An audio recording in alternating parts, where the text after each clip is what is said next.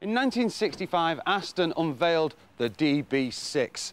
Visually very similar to the DB5, it in fact shared the same running gear, and although slightly heavier again, performance did improve, this time mainly due to the car's aerodynamics. During its 5-year run, the DB6 was available as both a sports saloon and, from 1966, a convertible. Incidentally, the drop top featured the first electronically operated roof fitted to a European car. Performance for the DB6 Vantage was a 150 mile/hour top speed and a 0 to 60 in 6.4 seconds. The only downside was a shocking 13 miles to the gallon. As an interesting aside, worthy of note to some at least, the DB6 was available also, surprisingly, as an estate car, although rather unsurprisingly, this wasn't a standard factory fit option. In 1969, the Mark II DB6 was introduced. It had wider flared wheel arches, allowing for wider tyres, and also the first standard fitting of power steering.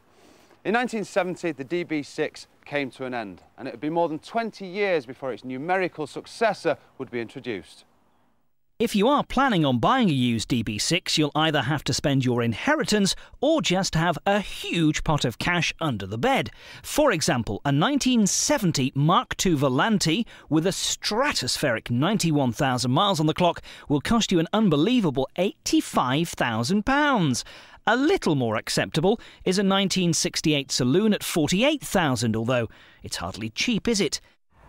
It's not troublesome to run if you keep on top of things. Tuning the car is not too much of a problem. It's got SU carbs.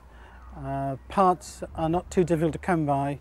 Some can be very expensive, and others are not too bad. You can usually source other parts. Now, if you're buying a car of this age, sooner or later something is bound to go wrong. The question is, how much is it going to cost to get you back on the road? Well, for a start, a chromed offside front bumper will set you back a cool £400, while a new reversing light is slightly more reasonable at £55.